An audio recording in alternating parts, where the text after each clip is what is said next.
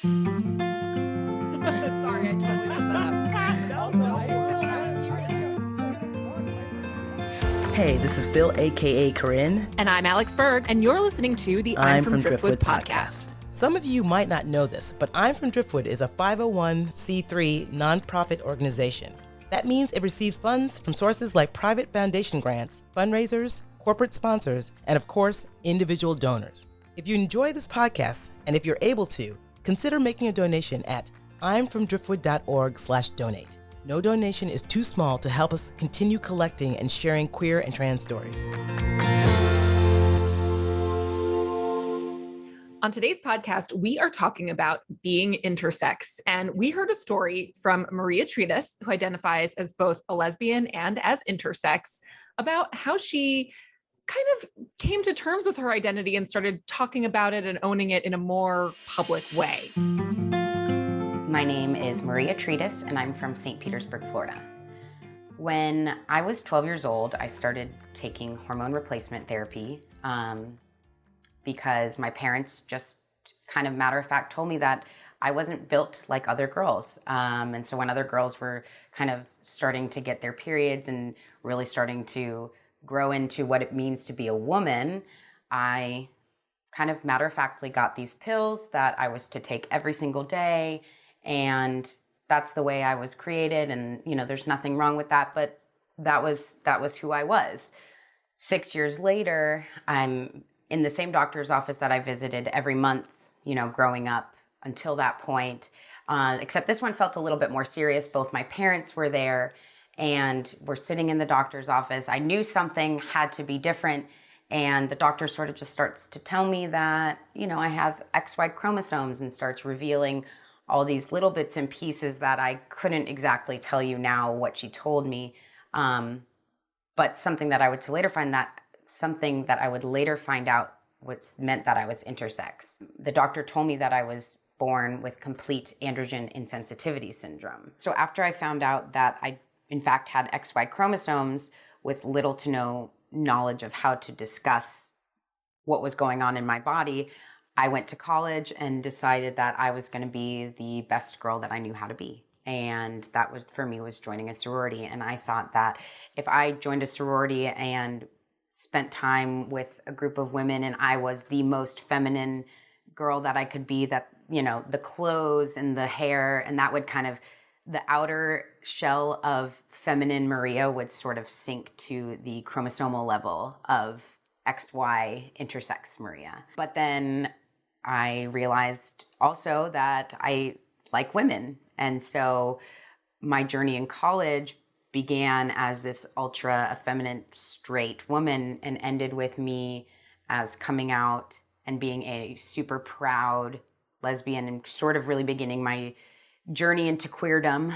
I definitely used being a lesbian as sort of a distraction because I had to come out and really come to terms with being gay and getting everyone in my life caught up to speed on who I was as a lesbian. But that all sort of changed when I met this girl in grad school and things started to get serious. I knew that I was going to have to eventually tell her, and lesbians talk about everything. So the question of why I didn't have a period kind of came up quickly. And so with the bits and pieces of information that I gave her, she was able to kind of put together her own Google search. She rightfully had questions about the things she read on the internet.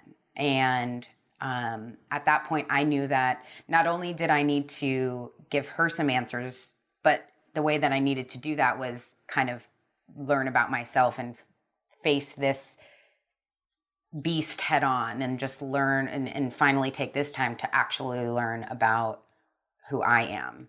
My parents and I sat down at my kitchen table. I felt like I was doing my middle school homework, kind of.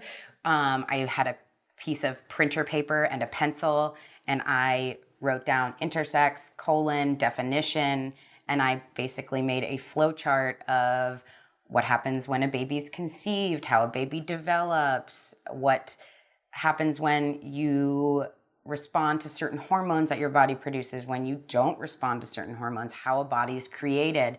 And so I sort of had my first biology lesson in learning about myself, and like a really good test that I studied for, I got in my car and we lived about a half hour away. So I drove the whole way thinking exactly what I was going to say to her. I pulled up to her house and I get out of the car. She's already waiting for me. And we just went on a really long walk. The conversation, luckily, went way better than I ever imagined it would have. For as nervous as I was, it was kind of not necessary because she learned about it and then we were able to kind of just move on. It was calming in how matter of fact she took the news. She didn't really care. And that sort of kickstarted my confidence to want to learn more about it. In being with her, while everything maybe wasn't always as very good, the best thing she ever did for me was help me begin my journey of being a confident intersex woman. I'll talk about it all the time now. Not that I'm, hey, I'm Maria, I'm intersex. It would just be, hey, I'm Maria. And, oh yeah, I happen to like girls. I happen to be intersex. I happen to be a Latina. I happen to eat pizza. Once you educate yourself about what it means to be intersex, you realize that that it kind of relates to the larger picture of the world, and that everything is so diverse, and that humans are diverse, gender is diverse. It's all on a spectrum. When you give yourself the knowledge about who you are at your core, it allows you to build your outer shell, that person that you are presenting to the world in the most beautiful, honest, and confident way. Today, she's back to catch up. Please welcome Maria Tridas. Thank you for having me. I'm so happy to be here and to talk about the story. I was really nervous to come up with a story back when, I was first asked. I was like, what story relates? And I could only, that was the one that just stuck out the most, because I think so much of the journey is a little bit rough. It's hard to tell those stories sometimes. Absolutely. This story was recorded in 2017. A lot has happened since. How are you doing these days as we talk to you, considering the strange state of the world? Overall, I think net positive. 2017 was so far in the past, we were a year into the craziness, and I'll say it again, net positive. I think I've learned a lot about myself since that video. I think I stand behind, everything, but I've just learned even more about myself since then. It's been good. It's not been without its challenges, but collectively we're all kind of going through it at the moment. So we're never alone in that. We're never alone in that, So true. And, it's interesting to have the video for you to look back on and just realize how far you've come since then. Cause you're right. 2017 feels like ages ago. So it's amazing to look back and go, wow. Do you have any fun memories from the day that you recorded with us in 2017?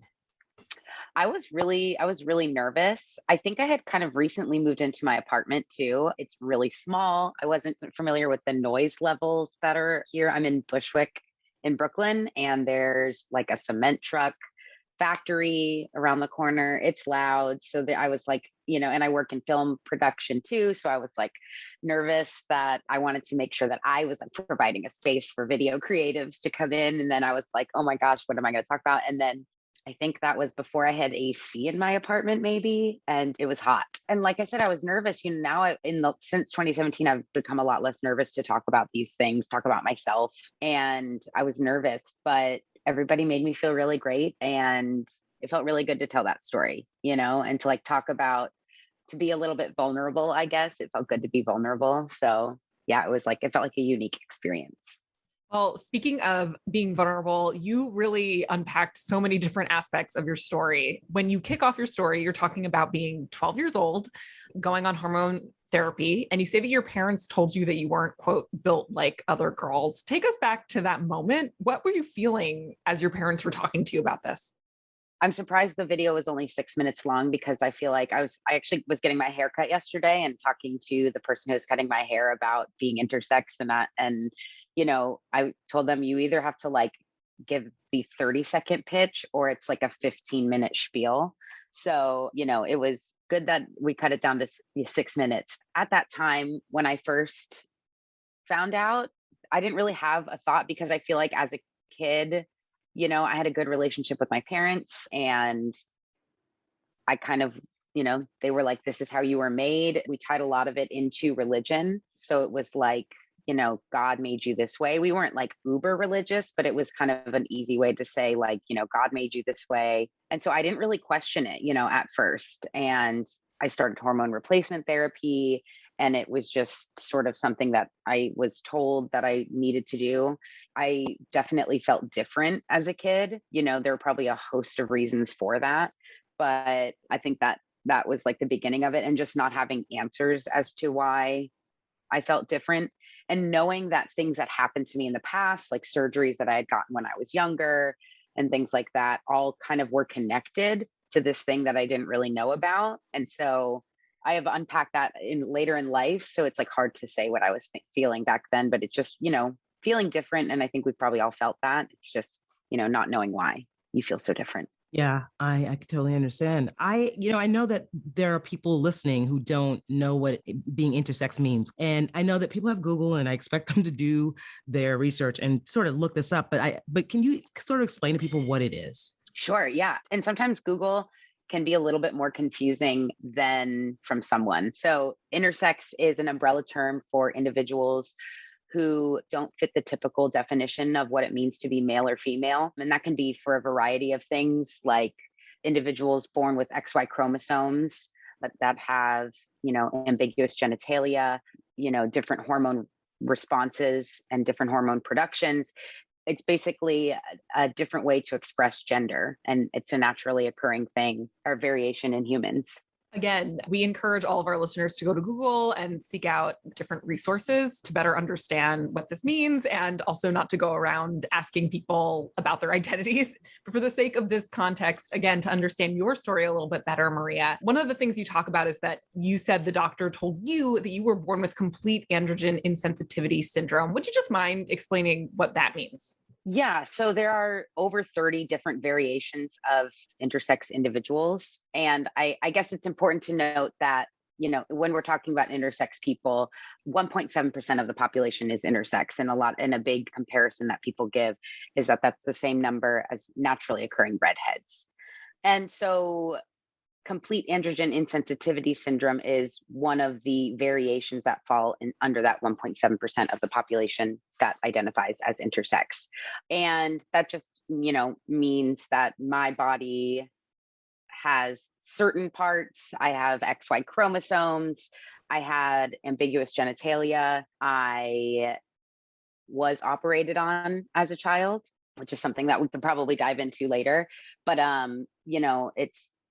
it's just one of the variations of intersex individuals. And a funny thing that I've discovered since 2017 was I was out to lunch with another intersex person, and they actually think that I'm not complete androgen insensitivity syndrome, but that I'm actually partial androgen insensitivity syndrome because of some of the characteristics that I show. Like I have more body hair.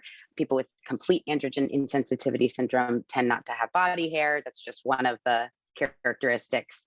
And so, it's funny to be self-diagnosed, but oftentimes intersex people know more than doctors do because of the way that it's taught in medical schools.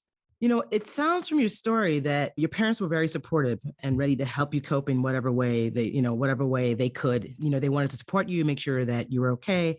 And by the end of your college years, you realized you were a lesbian. How did they take that news? They took it pretty well. I think for them, they were like, well, is this tied to her being intersex? And that was before I knew a lot about it. So, it was kind of a thought that I had too. And it was before I had a better understanding of what, gender identity, sexuality, how those coexist or not. This was back in 2012 when I came out as a lesbian. I think it was not harder for my dad, but he just, it just felt more different for my dad. But overall, I think it's been like a really positive it was a really positive experience. They were super supportive, and I'm really grateful for that. because I know not everybody has that kind of support system from their immediate family. As I've come out as being intersex and kind of discovering my gender identity, that's been, those conversations have been almost more difficult just because gender identity can be so complex, I think, and sexuality also can be complex, but it's a little more digestible, I think, for them. One of the things that you say in this video, how through a relationship and research about your own body, you found a path to being what you call at the time, a confident intersex woman. How did you find that confidence? One of the things you also said was that gender is very complex. I know it evolves all the time. So I don't know. I don't want to presume that you are still identifying with exactly those terms, but how did you find that confidence? How are you thinking of this all today? Honestly, it was through validation. I got a lot of confidence through the validation, and I think getting the confidence to initially tell my partner at the time, I think, was just through understanding, and I think doing the research myself and trying to do the research myself and having those initial conversations with my parents was really helpful, and I guess feeling the validation from them, I think, and the support from them helped a lot with the confidence. And just, I think I've always been kind of a confident person and trying to understand who I am, like to be happy, I guess. I feel like I've always, like, even as a kid, like, strive to be happy. And I feel like in doing that, discovering myself, like, I think is the ultimate path to happiness, like discovering who you are. And since then, that confidence has led to like discovering more about my gender identity and learning more and changing my pronouns. I now use she, they pronouns. And I think, that like my relationship with my pronouns has grown and my, like, just how I see myself. So the confidence has continued, again, not without its hardships, but. Two-part question for you. What are some of the common misconceptions you hear about being born intersex? And also, what are the real life ramifications of these misconceptions? I guess it's less of a misconception and more of just a total misunderstanding. Losing bodily autonomy at a young age without your consent, what does that do to a person, from not only the physical ramifications, but the mental. And I think a lot of times when I feel grief, I feel misunderstood, and I think we all feel misunderstood. And so I feel good in that. But then sometimes it just like feels like a deeper hole, that like you'll never fully be seen because people can't fully understand part of you. And so that's why part of my activism is talking about my identity and being open to that, because I want people to not misunderstand who we are and understand that people are people. I think a lot of like world issues could be solved with like having a little bit more empathy, and so the misunderstanding, the ramifications from the misunderstanding leads to larger issues of intersex people being left out of conversations. The same bills that are targeting trans people harm intersex people. It's usually language included in those bills that then get swept under, the rug. And then intersex people get left out of the conversation, not only by straight people, but even like people in the queer community, because it's misunderstood. Because it does take a lot to actually educate yourself on it. It's so medicalized. The discussions when you talk about being intersex, it's so medicalized. So it's like, sometimes I feel like if I'm not super focused, I can be a little bit all over the place when I'm talking about myself, and it's hard to be like on it all the time when you have to talk about yourself. And so, yeah. One of the things you mentioned is the loss of autonomy that happens to lots of intersex children, which just made me think about the absolutely barbaric medical intervention that intersex kids are subject to. And actually, the resource partner for your original story was Interact, which is a nonprofit that legally advocates for the human rights of children born with intersex traits. Many intersex children are subjected to surgeries with little regard for their own identities or how it'll impact them later on in life. You mentioned that you as well experienced this. What are the consequences of these procedures? Where do we stand with the efforts to stop these procedures from happening? Certainly since 2017, there have been like really large strides, I think, in intersex visibility on social media and whatnot. But, I think the medical community is seeing it. And, there's no room for dogma in science. And so like when, it's hard for doctors to change what they've learned from, 50 years ago, but it is outdated.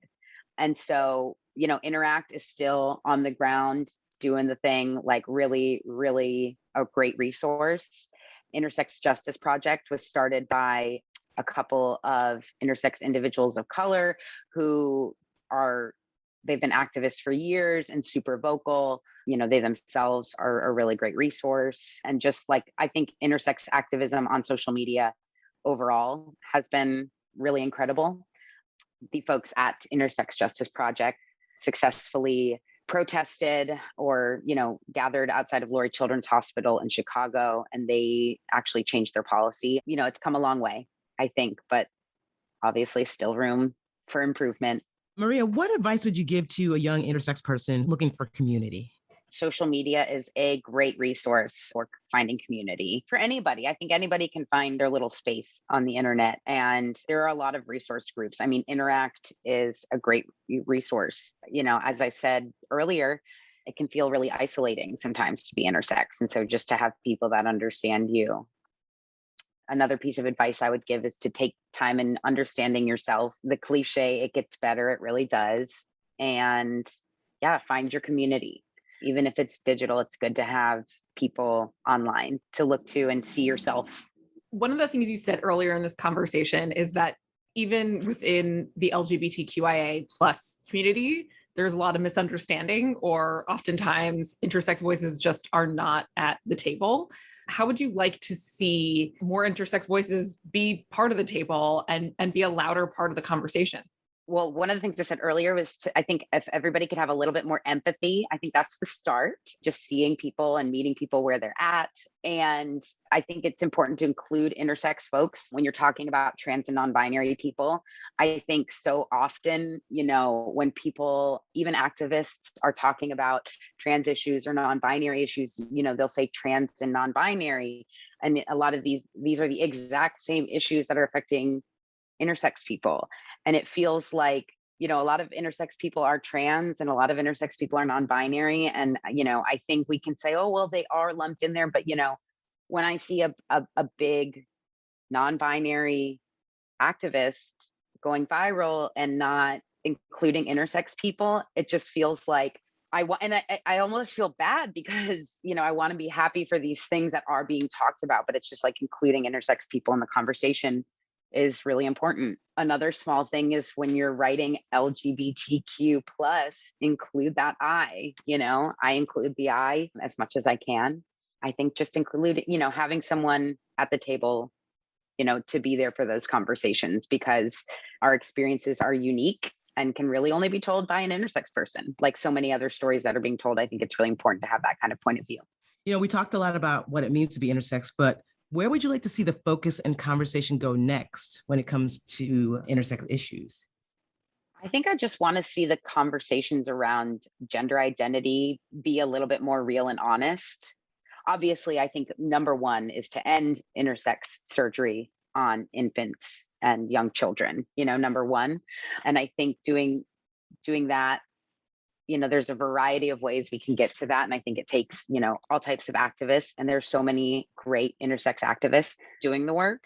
I talked about this in my Driftwood video that, we're all kind of humans are on a spectrum from top to tail. No one has the same nose, no one has the same eyes, no one has the same genitals, and chromosomes and, the way that our bodies behave are all different, every single one of us. And so I think just having a better understanding of the variety of life, and that intersex people are such like an important part of that, much like queer people in general are such an important part of the variety and spice of life. I think intersex people are, you can see it in our genetics, you can see it's like, not all intersex people identify as queer, but I feel like my queerness is like in my, like shown on a medical report, which is like, weird and also, important. I use the identifier as intersex lesbian, but now I think I've switched lesbian to dyke. I'm like an intersex dyke. That is my title now. So I'm still sitting in the same living room, different couch though. But yeah, the story is still the same. It was interesting. I rewatched the story and I was nervous about it at the time, but I was actually really proud of it.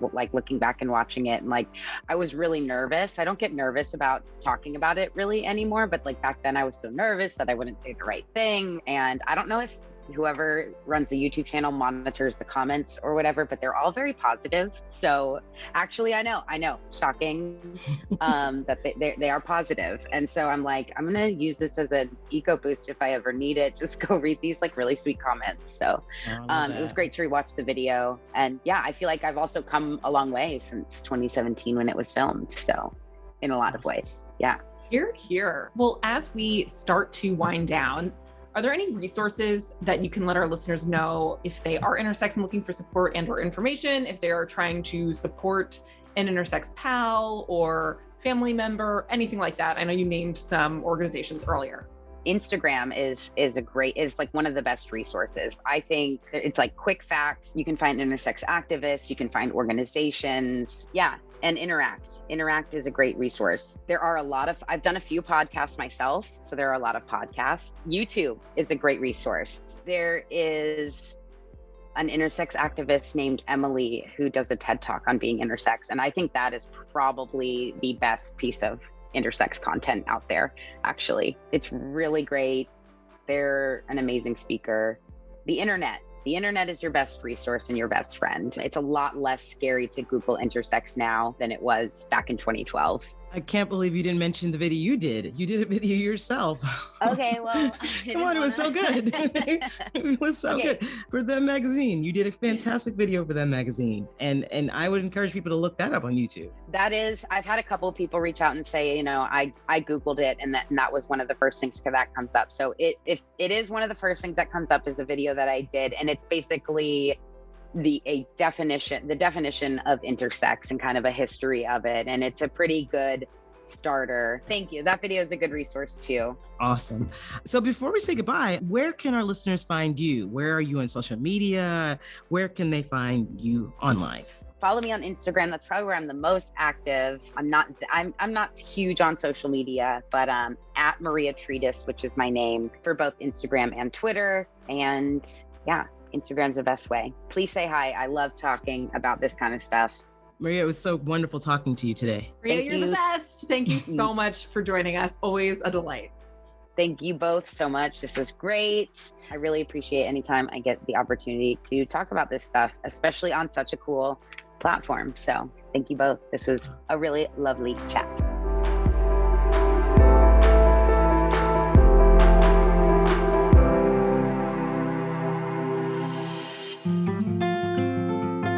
I'm from Driftwood podcast is hosted by Phil, aka Corinne, and Alex Berg, and is produced by Andy Egan Thorpe. It's recorded as a program of I'm from Driftwood, the LGBTQAI+ story archive. Its mission is to send a life-saving message to queer and trans people everywhere.